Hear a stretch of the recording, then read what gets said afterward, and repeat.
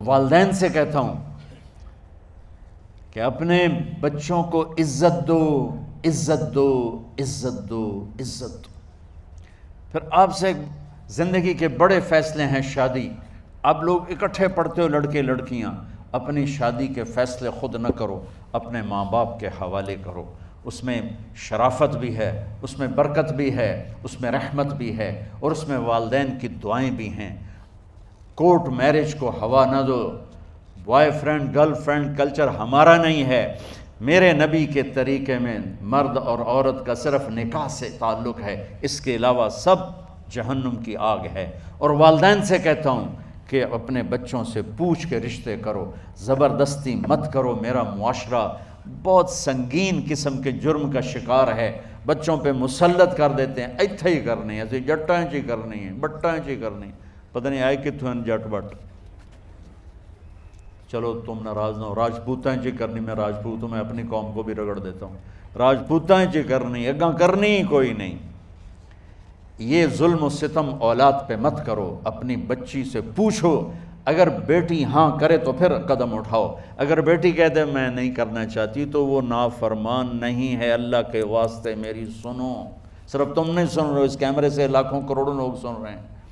اگر بیٹا یوں کہہ دے کہ ابا میں نے یہاں شادی نہیں کرنی، میرا جی نہیں چاہتا ہے، تو وہ بیٹا نافرمان نہیں ہے، فرما بردار ہے، اس نے شریعت کا حق استعمال کیا ہے۔ اب ایسا ظلم مت کرو کہ نہیں اتھے ہی کرنی ہے، اتھے گھروں نکل جا۔ زندگی تم نے تو نہیں گزارنی، زندگی تو بچے نے گزارنی، میں قربان جاؤں۔ ایک حدیث سنو پہلے، پھر اگلی بات سناتا ہوں۔ ما تزوجت وما زوجت الا بوحی من السماء نزل به جبریل۔ لوگو سنو، میں نے جہاں شادی کی، میں نے جہاں بیٹی کی شادی کی، پہلے آسمان سے جبریل فرشتہ اللہ کا حکم لے کر آیا، پھر میں نے قدم اٹھایا۔ سمجھ گئے میری یہ بات؟ سمجھ گئے سارے؟ اب اگلی سنو۔ حضرت علی فاطمہ کا رشتہ لینے آ گئے، اور جبریل ان سے پہلے آ گئے کہ یا رسول اللہ فاطمہ علی کے لیے ہے۔ باپ محمد مصطفیٰ جیسا ہے، رشتہ مانگنے والا علی جیسا ہے، اور بیٹی فاطمہ جیسی ہے۔ اور آپ پوچھتے ہیں علی کیسے آئے؟ وہ شرم کی وجہ سے کچھ کہہ نہ سکے، چپ۔ آپ کو تو پتہ تھا، آپ نے فرمایا فاطمہ کے رشتے کے لیے آئے ہو؟ کہا جی۔ تو جبریل تنال بیٹھا ہوا ہے کہ یا رسول اللہ اتھے ہی کرنا ہے۔ آپ نے ہاں نہیں کی، آپ نے کہا انشاءاللہ، اور یہ کہہ کر اٹھ گئے۔ انشاءاللہ نبی کا ہاں ہی ہوتا ہے، لیکن جبریل کے آنے کے باوجود اور اللہ کے کہنے کے باوجود میرے نبی کو بھی پتہ ہے کہ یہ رشتہ یہاں کاتب تقدیر نے لکھ دیا ہے، لیکن امت کو سبق سکھانے کے لیے آپ گھر تشریف لے گئے۔ بیٹی فاطمہ کہ جی یا رسول اللہ، کہا علی کا رشتہ آیا ہے، میں ہاں کر دوں؟ سبحان اللہ۔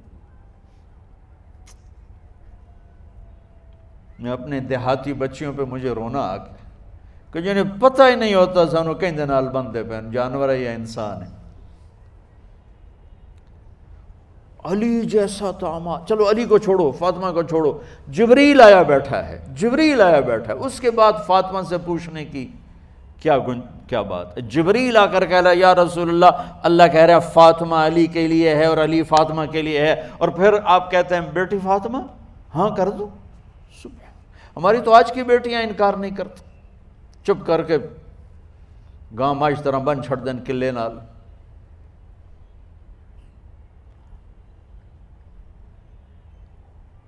کوئی ان کے اندر کے جذبات کو سننے والا کوئی نہیں ہوتا، اپنی انانیت پر یہ فیصلے کرتے ہیں، اور میرا نبی کہہ رہا بیٹی ہاں کر دو۔ سبحان اللہ۔ آپ کا کیا خیال ہے فاطمہ نے انکار کرنا تھا؟ یہ بیٹیاں نہیں انکار کرتی تو فاطمہ نے کہاں کرنا تھا؟ لیکن یہ سبق دینا تھا ان والدین کو جو نادانی میں نادانی کے فیصلے کر کے اولاد کو ہمیشہ ایک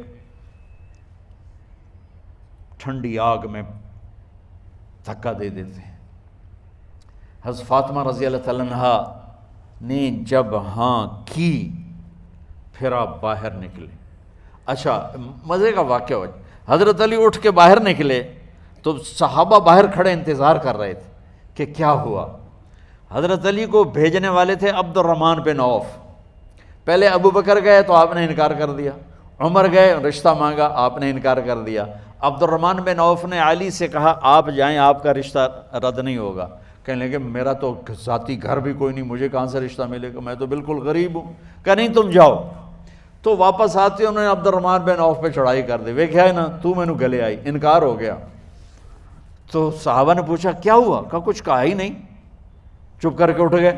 تو عبد الرحمن بن عوف کہنے لگے کچھ بولے صحیح، کہ بس اتنا کہا انشاءاللہ، کہا تو مبارک ہو، نبی کا انشاءاللہ ہاں ہوتا ہے۔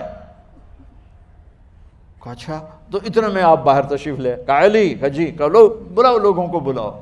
ساری مسجد بھر گئی، آپ کے ساری مسجد فل ہو گئی۔ آپ ممبر پہ کھڑے ہوئے علی کو سامنے بٹھایا، کہا لوگو یہ جبریل میرے پاس اللہ کا پیغام لائے ہیں کہ میں فاطمہ بنت محمد کا نکاح علی کے بن ابی طالب کے ساتھ کر دوں۔ پھر آپ نے خطبہ پڑھا اور کہا کہ علی، ہائے ہائے ہائے، میں نے فاطمہ بنت محمد کو 400 درہم مہر کے عوض تیرے نکاح میں دیا، تو نے قبول کیا؟ حضرت علی نے زور سے نعرہ لگایا میں نے قبول کیا، اور سجدے میں چلے گئے، اللہ کا شکر کا سجدہ ادا کیا۔ پھر میرے نبی نے وہیں سارے مجمع کو شہد کا شربت پلایا اور تازہ کھجوریں کھلائیں۔ اور پھر جب رخصتی ہوئی تو آپ نے حضرت علی سے فرمایا کہ آپ آ کے لے جاؤ۔ پھر آپ نے حضرت ام سلمہ، حضرت حفصہ اور جناب حضرت عائشہ رضی اللہ تعالیٰ عنہ، ان تینوں کو بلا کر فرمایا تمہیں پتہ ہے نا مجھے فاطمہ سے کتنا پیار ہے، تو تم فاطمہ کو دلہن بناؤ، اس کی تیاری کرواؤ، اسے دلہن بناؤ۔ تو ان تینوں نے حضرت فاطمہ کو دلہن بنایا۔ پھر آپ نے حضرت علی کو پیغام بھجوایا، وہ تشریف لائے، اپنی اونٹنی لے کر آئے، حضرت عقیل ساتھ ہے، سلمان فارسی ساتھ ہے، اور دروازے پر اونٹنی بٹھائی، آپ علی کو اندر لے گئے اور یوں فاطمہ کا ہاتھ پکڑ کے علی کے ہاتھ میں دے کر فرمایا علی تمہیں نبی کی بیٹی مبارک۔ سبحان۔ پھر آپ نے کہا میری بیٹی فاطمہ، مجھے اپنے خاندان میں جو سب سے زیادہ محبوب تھا میں نے تیرا ہاتھ اس کے ہاتھ میں دے دیا ہے۔ والدین سے کہتا ہوں اپنے نبی کی زندگی پڑھو۔ میرا درد ہے کہ ہماری ثقافت میں اسلام داخل نہیں ہوا، ہمارے عبادت میں اسلام آ گیا۔ بہت سارا مجمع مرد عورتوں کا نمازی ہے، حاجی ہے، عمرے کرتے ہیں، لیکن ثقافت میں نبوت کی جھلک دکھائی دے، ثقافت میں اللہ کا نبی دکھائی دے، وہ نہیں ہے۔ زندگی بیت گئی اس انتظار میں، مدت سے لگ رہی تھی لب بام ٹک ٹکی، تھک تھک کے گر گئی نگہ انتظار آج، پتہ نہیں کب صبح ہوگی۔ چلو کہتے تو جائیں مجھے ہے اگرچہ بت ہیں جماعت کی آستینوں میں، مجھے ہے حکم اذان لا الہ الا اللہ۔ والدین کے ذمہ ہے اولاد کو عزت دینا، ان کے سب سے بڑی خواہش میں ان کا احترام کرنا کہ زندگی انہوں نے گزارنی ہے، اور آپ کے ذمہ ہے والدین کے آگے سر جھکا دینا۔ اللہ کے واسطے کورٹ میرجز اور خفیہ شادیاں یہ نہ ہماری ثقافت ہے نہ یہ انسانیت ہے، ہمیشہ دکھ دردوں میں زندگی گزرتی ہے کہ اصل زندگی تو موت کے بعد آنے والی ہے۔